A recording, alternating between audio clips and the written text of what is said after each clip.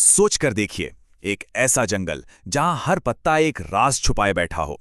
आज हम एक ऐसी ही कहानी सुनेंगे जहां विश्वास और धोखे के बीच की लकीर बहुत धुंधली है। एक बहुत ही अजीब सा सवाल है ना? कि भला एक जंगल, पूरा का पूरा जंगल, किसी के पिता को कैसे निगल सकता है? यही सवाल इस पूरी कहानी की नींव है।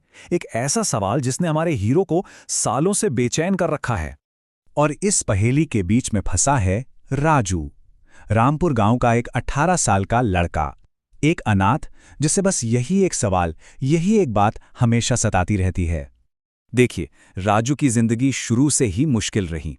जब वो पैदा हुआ, उसकी मां नहीं रही, और जब वो सिर्फ 8 साल का था, उसके पिता मोहन पास के जंगल में जाकर कहीं गायब हो गए।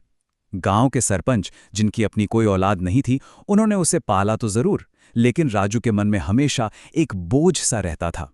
वो बस अपने आप को साबित करना चाहता था। तो अपने आप को साबित करने के लिए, अपने पैरों पर खड़े होने के लिए, राजू ने एक फैसला किया, एक बहुत बड़ा फैसला। वो उसी जंगल में जाएगा जिसने उसके पिता को उससे छीन लिया था। और बस यहीं से उसकी कहानी का सफर शुरू होता है। जंगल के अंदर घनी शांति थी, और अचानक उस शांति को तोड़ती हुई एक चीज सामने आई, एक कोयल। लेकिन ये कोई मामूली कोयल नहीं थी। उसका साइज नॉर्मल से कई ज्यादा बड़ा था, और उसकी आंखें राजू को ऐसे घूर रही थीं मानो उसकी रूह तक देख सकती हों। और फिर वो हुआ जिसकी कोई कल्पना भी नहीं कर सकता। उस कोयल ने इंसानी आवाज में कुछ कहा। उसने कहा, मैं तुम्हें अच्छी तरह जानती हूं राजू, तुम मोहन के बेटे हो। सोचिए जरा, एक पक्षी बोल रहा है, और न सिर्फ बोल रहा है, बल्कि वो उसका नाम जानता है, उसके पिता का नाम जानता है, सब कुछ। और उसके बाद तो उस कोयल ने दावों की झड़ी लगा दी। उसने कहा कि वो असल में एक इंसान थी जिसे किसी तांत्रिक ने श्राप दे दिया। उसने कहा कि वो राजू के पिता का राज जानती है, और सबसे बड़ी बात, उसने कहा कि राजू के पिता अभी भी जिंदा हैं और वो उन्हें मिला सकती है, बस अगर राजू उसे उस श्राप से आजाद कर दे। अब यहां थोड़ा रुक कर सोचिए, कोई आपसे वो वादा करे जिसके लिए आप पूरी जिंदगी तड़पे हों, लेकिन वादा करने वाला एक बोलने वाला पक्षी है। क्या करना चाहिए ऐसी सिचुएशन में? भरोसा या शक? यही सवाल अब राजू के सामने था। तो कोयल ने अपना भरोसा जीतने के लिए एक गेम खेला। सबसे पहले उसने राजू को एक गहने से भरे बॉक्स तक पहुंचाया। अब सरपंच तो थे ईमानदार आदमी, उन्होंने कहा कि यह खजाना राजा का है, वापस करना चाहिए। लेकिन लालची राजा ने क्या किया? झूठ बोल दिया, कहा हाँ ये मेरा ही है, और राजू को छोटा सा इनाम देकर भेज दिया। बस इस एक घटना ने राजू के दिमाग में यह बात डाल दी कि इंसान झूठे होते हैं, और शायद ये कोयल ही सच बोल रही है। मगर ठीक जब लग रहा था कि राजू अब पूरी तरह कोयल की बातों में आ चुका है, तभी पिक्चर में एंट्री होती है एक गांव के साधु की। और ये साधु एक ऐसी चेतावनी, एक ऐसी वार्निंग लेकर आता है जो पूरे खेल को पलट सकती है। तो अब राजू के सामने दो रास्ते थे। एक तरफ साधु की बात जो कहते हैं वो कोयल एक डायन है, तुम्हारे पिता अब इस दुनिया में नहीं है। और दूसरी तरफ कोयल का वादा, ये लोग झूठ बोल रहे हैं, मैं तुम्हें तुम्हारे पिता से मिलाऊंगी।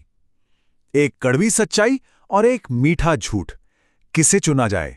और कोयल अपना आखिरी इंस्ट्रक्शन देती है, कहती है, पूर्णिमा की रात को एक सील की हुई बोतल है, उसे तोड़ना होगा, बस इतना सा काम, और उसका श्राप टूट जाएगा।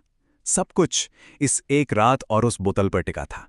राजू तैयारी कर ही रहा था कि सरपंच उसके सामने आ खड़े हुए, और उन्होंने कहा कि अब वक्त आ गया है उस राज को बताने का जो पूरे गांव ने पिछले 10 साल से अपने सीने में दफन कर रखा था।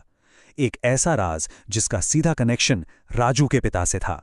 अब आगे बढ़ने से पहले ये जान लेना जरूरी है कि ये डायन आखिर है क्या।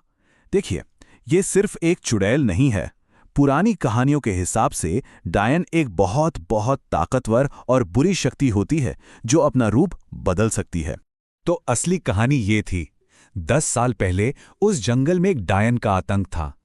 उसे रोकने के लिए एक पहुंचे हुए महात्मा ने बताया कि एक बलिदान देना होगा। और पता है वो बलिदान किसने दिया? राजू के पिता मोहन ने। उन्होंने गांव को बचाने के लिए अपनी जान दे दी, और उनकी इसी कुर्बानी से उस डायन की सारी शक्ति एक बोतल में कैद हो गई, और वो खुद एक मामूली सी कोयल बनकर रह गई। तो अब फैसला राजू के हाथ में था क्या वो अपने पिता के बलिदान की इस सच्ची कहानी पर यकीन करें या फिर उस जादुई पक्षी के लुभावने वादे पर जिसने उसे एक झूठी उम्मीद दी थी? फैसला बहुत मुश्किल था। और ठीक इसी वक्त कोयल अपना आखिरी पत्ता फेंकती है। राजू के कानों में कहती है, ये सब झूठ बोल रहे हैं। अगर तुमने इनकी बात सुनी तो तुम अपने पिता से कभी नहीं मिल पाओगे। उसने सीधा उसकी कमजोरी पर वार किया। राजू उम्मीद और सच्चाई के बीच में बुरी तरह फंस चुका था। उसका दिल कुछ और कह रहा था, दिमाग कुछ और इस कश्मकश में उसने अपना फैसला ले लिया। उसने बोतल जमीन पर दे मारी और वो टूट गई। और जैसे ही बोतल टूटी, वो कोयल अपने असली भयानक रूप में आ गई। वो वही डायन थी और अब उसकी सारी ताकत, सारी शक्तियां वापस आ चुकी थीं। तो अब उसे रोकने के लिए क्या चाहिए था? जवाब है एक और बलिदान, बिल्कुल वैसा ही जैसा 10 साल पहले दिया गया था। अपनी गलती का इतना भयानक नतीजा देखकर राजू को सब साफ हो गया। उसे एहसास हो गया कि उसने कितनी बड़ी भूल की है और अब इस गलती को सुधारने की जिम्मेदारी भी उसी की थी। और उसने कहा, ये समस्या मैंने खड़ी की है तो इसका समाधान भी मैं ही करूंगा। उन शब्दों के साथ राजू ने वही रास्ता चुना जो उसके पिता ने चुना था। तो ये कहानी हमें एक सवाल के साथ छोड़ जाती है, विश्वासघात की कीमत क्या होती है? जब हम सच को ठुकराकर एक खूबसूरत झूठ को गले लगाते हैं तो उसकी क्या कीमत चुकानी पड़ती है? शायद यही इस कहानी का सबसे बड़ा सबक है।